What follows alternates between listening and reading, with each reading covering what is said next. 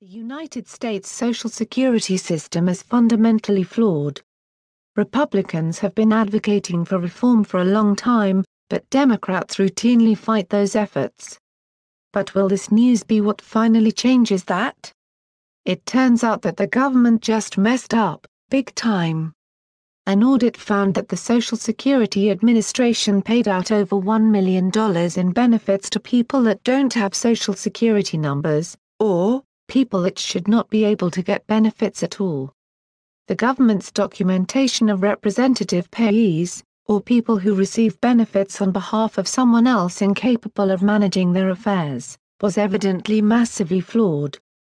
Over the last 10 years, the SSA has paid out $1 billion to 22,426 representative payees who did not have a Social Security number, and who the SSA did not follow its policy to get a paper application. Unless it takes corrective action, we estimate SSA will pay about $182.5 million in benefits, annually, to representative payees who do not have an SSN or paper application supporting their selection, the Inspector General said. As if that wasn't enough, the Inspector General found that the SSA paid $853.1 million since 2004 to representative payees that had been terminated by the agency. The agency did not update the system once someone had been terminated, and did not keep up with paper applications. How did the SSA respond?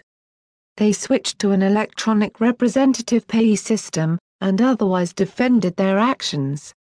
Representative payees play a significant role in many beneficiaries' lives. We have approximately 5.7 million representative payees managing annual benefits for approximately 8 million beneficiaries. When appointing representative payees, we adhere to guidance in the Social Security Act, the SSA said in a statement. Specific to this audit, the Act permits us to appoint, in certain circumstances, an undocumented alien, or applicant who resides outside the United States without a Social Security number to serve as payee.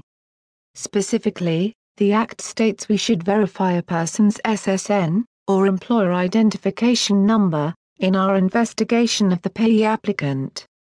However, the Act does not state that the applicant must have an SSN to serve as a payee.